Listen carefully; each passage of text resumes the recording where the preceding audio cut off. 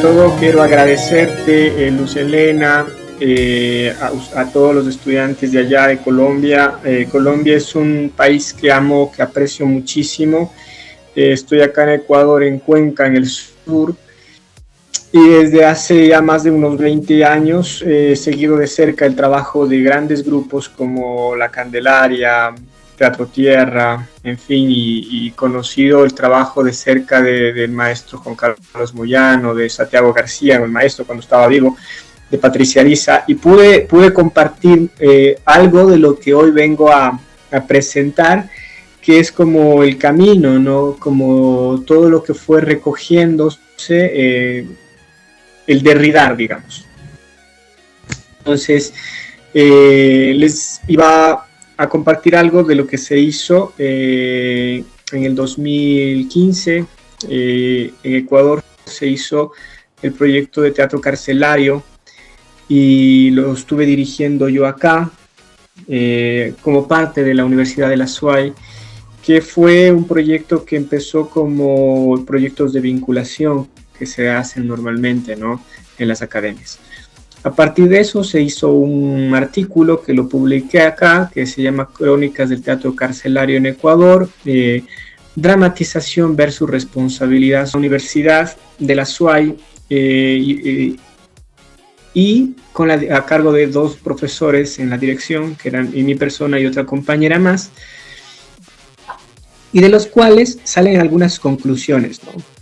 En el artículo redacto que finalmente no podemos hablar del teatro carcelario en Ecuador cuando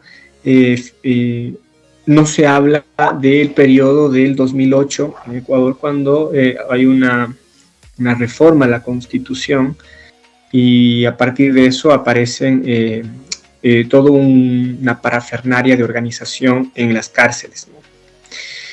Me gustó mucho la disertación anterior del colega que estuvo exponiendo, porque habló del teatro de lo oprimido, el teatro carcelario, Lapris Teatro, ¿no?, que es donde nosotros nos encaminamos en esa investigación. Les acabé de subir el video, el documental y el artículo para que lo puedan revisar. Entonces, rápidamente, ¿no?, el artículo empieza con unas 3 preguntas que son importantes, que hasta la fecha me siguen retumbando, que son estas, ¿no?, que las voy a leer. Dice: ¿cuál es el objetivo del teatro en las cárceles, en los centros de la privación de la libertad, como se llaman acá? ¿Es meramente un juego dramático con fines terapéuticos y recreativos? ¿Qué entendemos por responsabilidad social?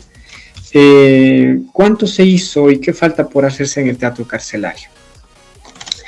Les decía que me seguía muy de cerca la disertación del amigo antes que mí, porque hablaba de este tema del teatro, de la importancia de Boal, ¿no?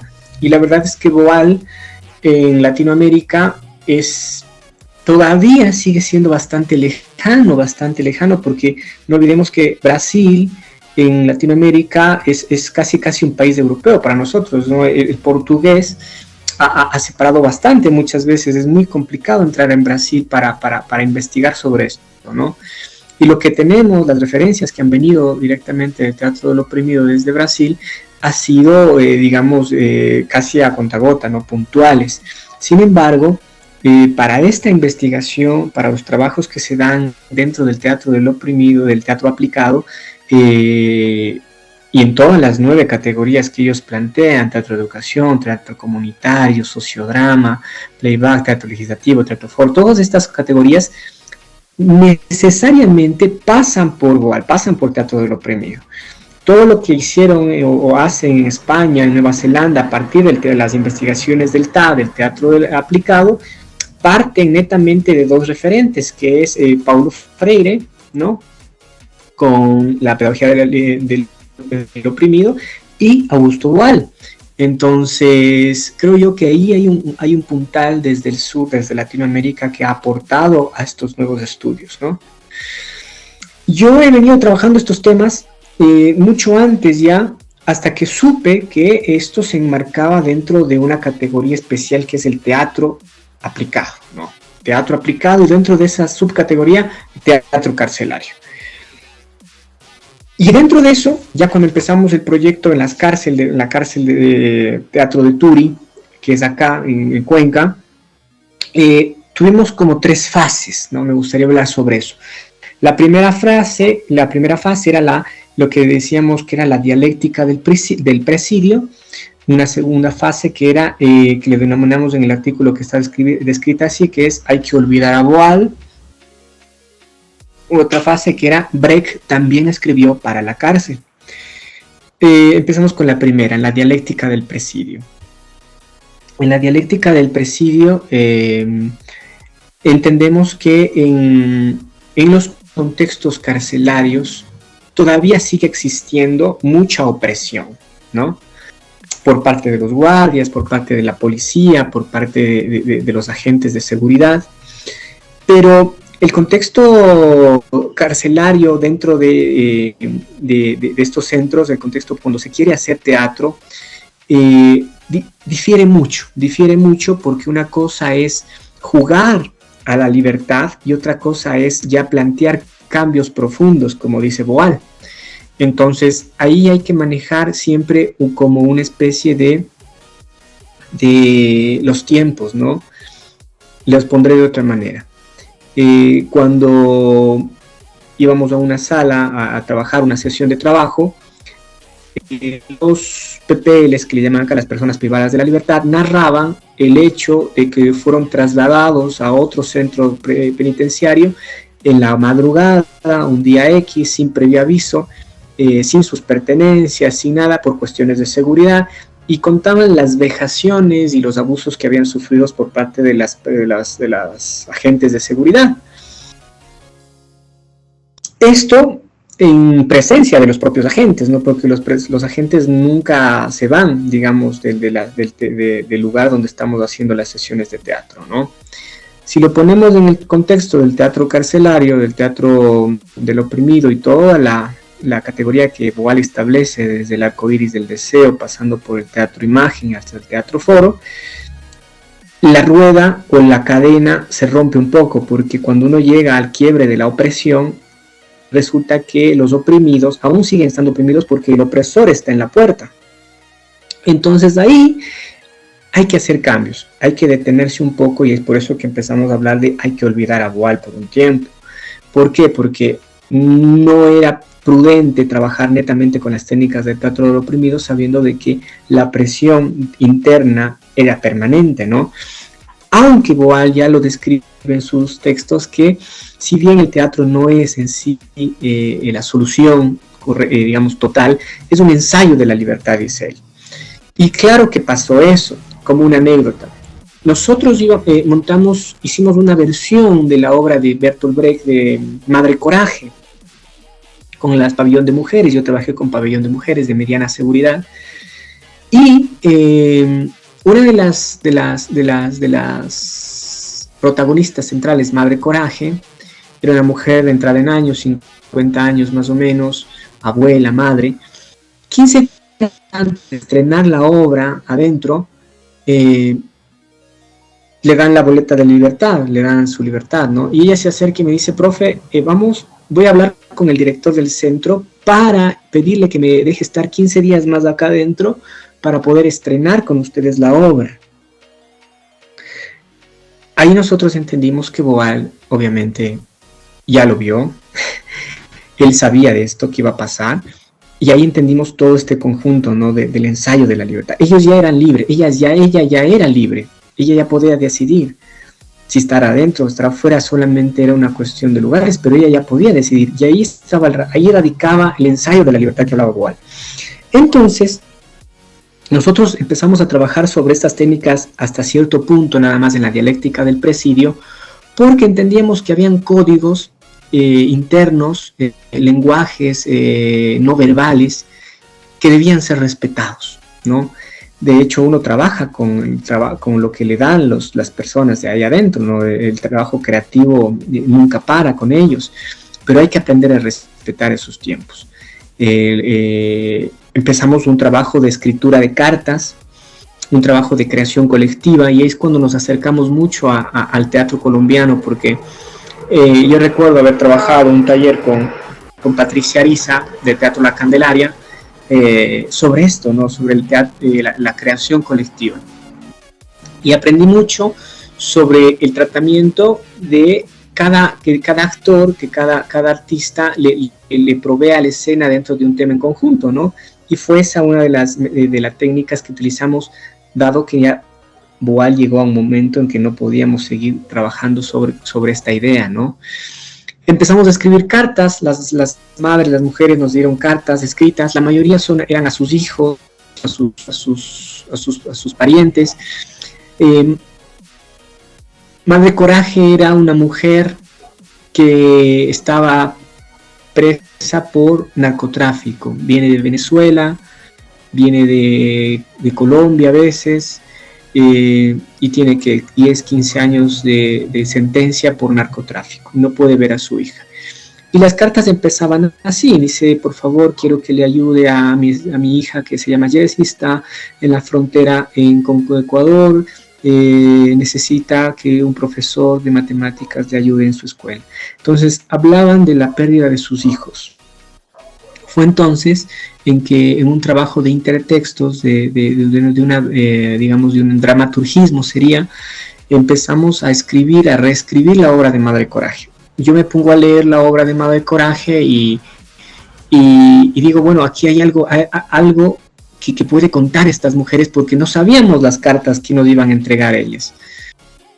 Hasta que es que yo las leo, ¿no? Entonces llegué a la casa un día en la noche y las pegué todas en la pared y empecé a leer una por una y me daba cuenta de que el patrón, el leitmotiv, eran los hijos. Entonces ahí empezó la búsqueda en las obras literarias. ¿Qué obra habla de los hijos y del precio que uno tiene que pagar por sus hijos? Y pues evidentemente la respuesta era Madre Coraje, Brecht, ¿no? Pero tratar a Brecht en este tiempo, Brecht que es un clásico contemporáneo, como digo yo, es difícil, porque Brecht, o sea, una lee una obra de Brecht y es bien difícil tratar de hacer incisiones en el texto, porque todo tiene que estar ahí, ¿no? Aunque algunos dicen que a veces Brecht tiene más el Brecht poeta es mucho más interesante que el Brecht dramaturgo, pero para mí la obra de Brecht, de Madre Coraje, es contundente. Entonces llego un día a la sala de ensayo y le presento a las mujeres, a las PPLs, les digo, miren, tengo esta obra, quisiera presentarles a ustedes, quiero darles el título, ¿no? Entonces yo no les lancé el título así, les dije, miren, la obra se llama Madre Coraje. Quiero saber qué opinan, qué sienten, qué es su primera impresión, sus primeras pulsiones a partir de esta frase. Entonces hay alguien por ahí dijo, no, yo soy Madre Coraje. No, a mí ese título me llega porque yo soy Madre Coraje. Y cada uno empezó a hacer su propio arquetipo de Madre Coraje. Y así fue como se fue construyendo la obra, la versión de Madre Coraje, que terminó siendo un subtítulo que se llamaba Madre Coraje, los caminos de la vida, algo así, ¿no? Entonces, ¿qué era contar la versión de Madre Coraje paralela a la obra original y la obra interna de ellas, ¿no? Está en el enlace en el documental que les acabo de pasar, habrá varios fragmentos de la obra, en donde las mujeres trabajan ya desde la parte estilística, sería desde la parte actoral, en dos ejes. El eje performático, presentacional, y el eje representacional, ¿no? Digamos, tradicional, ¿no? De representar a un personaje de la Guerra X. Entonces, la decisión vino cuando ya con las cartas en la pared, leyendo la obra, tratando de ver qué escenas van, qué cuadros van, decimos, bueno, no puedo mutilar el texto de Brecht, pero tampoco puedo cortar las cartas ni poner cosas que puedan dañar a ambos. Entonces contamos las dos obras paralelas. Por un lado se contaba la historia de Brecht, ¿no? Representando hace mucho, y por otro lado, paralelamente también las escenas donde ellas están en la cárcel ahora, ¿no? Negociando con drogas, negociando con todo. Lo importante en todo este proceso era que las mujeres eran siempre parte del proceso activo, ¿no? Ellas decían que se ponía, que se sacaba. Uno como director y como escritor en ese momento se vuelve más escribidor, porque uno está escribiendo lo que ellas quieren que diga, uno. Y está bien, porque eso es lo que dice Boal, o sea, hay que hay que darle palabra al que no tiene voz, ¿no? Y ellos son los que quieren decir sus cosas, ¿no?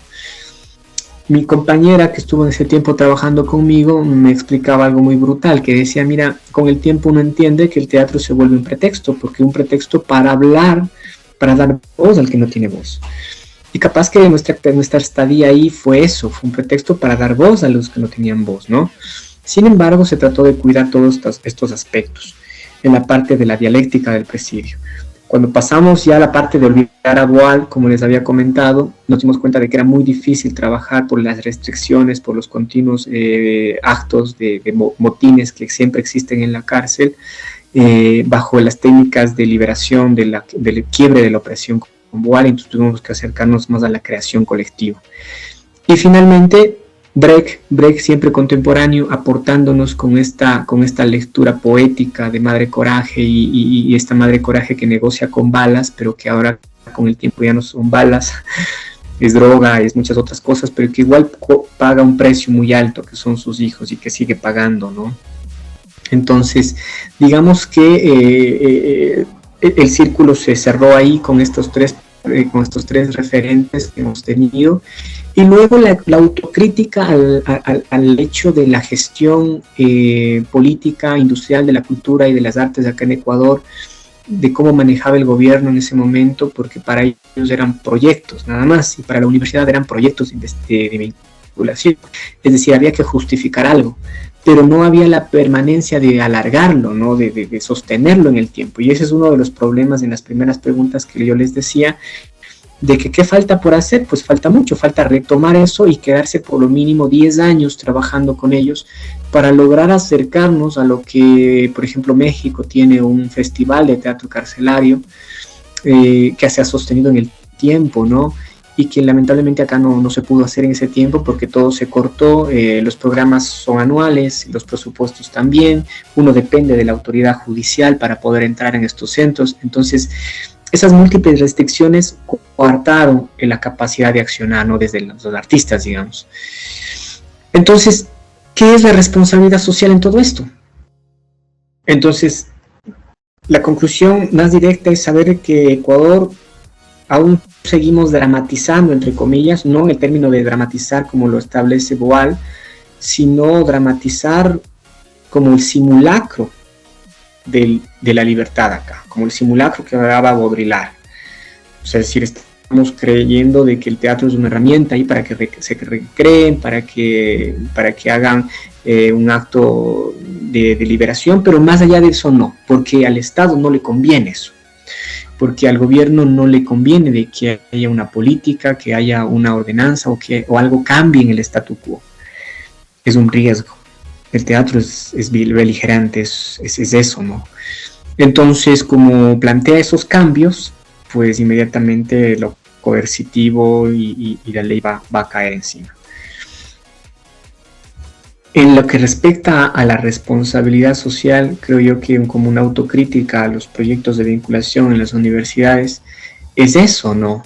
Lograr hacer proyectos que se puedan sostener en el tiempo, ¿no? No en un año, no en 2, mínimo 5, 6, 10 años, pero es muy difícil encontrar eso en la academia, ¿no? Lo dije porque, bueno, he trabajado en algunas universidades acá y todas parten desde este gran dilema, ¿no? Porque claro, tampoco se puede garantizar los procesos de aquí a 5 o 7 años, ¿no? Y está bien, pero de eso radican las hojas de ruta, las políticas públicas que se deben hacer. Cuando yo planteé este artículo en el 2018 o 2019, antes de la pandemia, yo trabajaba en una universidad estatal acá, que aún estaba controlada por el gobierno, y cuando mi directora académica lo miró, vio que había una autocrítica al gobierno de turno en ese momento, e inmediatamente fui vetado para publicarlo. Recibí una invitación a la Universidad, a la UBA de Argentina, para exponer sobre estos temas, y fue la negativa total desde la academia, no desde la universidad a la cual me debía. Más o menos doy este ejemplo para darnos cuenta de la gravedad del asunto. Es decir, si tú no te alineas a la línea política del que esté en turno, corres mucho riesgo desde el arte. Corres un riesgo tenaz, difícil de hacer las cosas. Obviamente yo no me iba a detener por esto, y me fui, publiqué, hice todo y me quedé sin trabajo, obviamente. Entonces, esos son los riesgos y uno tiene que cubrir y pagar esos precios, ¿no? Y es lo que uno hablaba, lee y relee a Boal, y si es que los PPLs tuvieron que pagar un precio cuando se les cortó los programas de teatro carcelario acá en Ecuador, yo también tenía que pagar un precio, ¿no? Y ese fue mi precio, el poder estar vetado por un buen tiempo del mundo académico. No podía conseguir trabajo en ninguna universidad por haber hecho una crítica, más que crítica, una observación al sistema penitenciario judicial de cómo se estaban manejando los proyectos industriales en la cultura y en el arte, en el teatro, desde las cárceles, en la programación y en la creación, que no era básicamente mi punto de vista o lo que yo creía. Era una entrevista a una funcionaria pública que estaba redactada, que estaba, digamos, escrita y obviamente daba fe de que no eran mis palabras, ¿no? Y que, claro, ponía en entredicho muchas cosas de la política pública en ese momento, pero el precio era ese, o sea, ser vetado, ¿no? Y esto lo digo, bueno, como dije, o sea, más allá del grupo político, de la tendencia política que está al frente de un gobierno, hay que cuidar que como artistas tengamos esa libertad, porque cuando el gobierno se vuelve un ente que cataliza, que regula, que oprime, que dirige, que codirige, entre comillas, que te direcciona, como pasó acá, el riesgo es eminente. El riesgo es tenaz porque es sutil, porque pareciera que tienes derechos, que pareciera que estás haciendo cosas bien, pero realmente lo que estás haciendo son actividades industriales de la cultura que están siendo netamente actividades de adoctrinamiento, ¿no? A lo que le conviene al statu quo en ese momento decir. Y es por eso que muchos autores ya en ese momento empezaron a hablar de alejarse un poco de estas obras, y Boal cae bien, Freire cae bien, porque ellos hablan desde esta epistemología del sur, desde esta otra forma de ver el teatro, ¿no? Es esto lo que les quiero compartir. Qué pena no haberles podido compartir en pantalla el video un poco. Espero que María Luz Helena les pueda pasar a los estudiantes el video, el documental, que lo puedan revisar. También el artículo, que lo puedan leer. Estoy listo a las preguntas que quieran hacer. Como dije a Luz Helena, para mí es un honor invitarles. Amo mucho, estuve en Cali hace muchos años con una obra mía. Espero regresar pronto. No se dio el tiempo ahora, tenía pensado viajar, pero no se pudo. Pero les aprecio un montón a ustedes, les quiero muchísimo y para mí es un gran honor estar aquí. Pues